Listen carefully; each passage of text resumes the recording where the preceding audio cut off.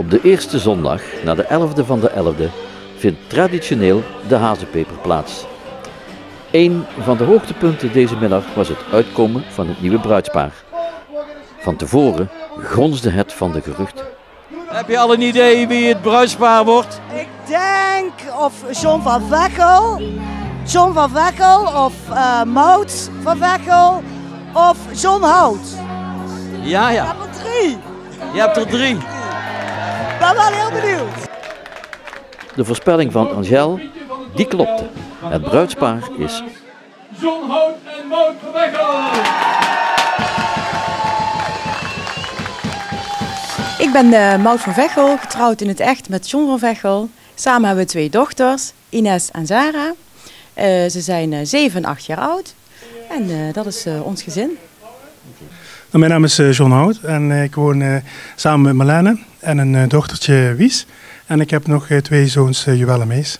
voor het onechte bruidspaar was het een spannende voorbereidingstijd.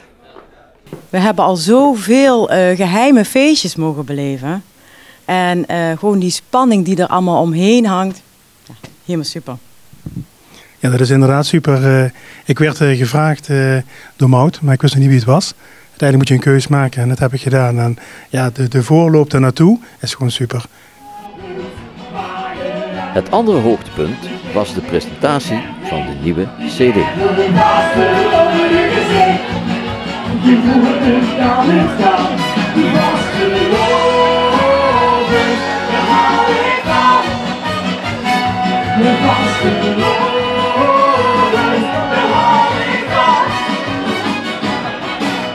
Ja goed, de eerste cd's zijn al verkocht, dus we hopen dadelijk heel snel inderdaad los te komen met de cd's, net als vorig jaar. Dat zou geweldig zien. Werden er ook pins verkocht of niet? De pins, ja, die werden aan die kant verkocht, bij mijn buurman. Ja. Dus we hopen in ieder geval ook dat die heel snel dadelijk komt, maar dat komt helemaal goed. Naast de CD-artiesten zong het nieuwe bruidspaar hun eigen liedje.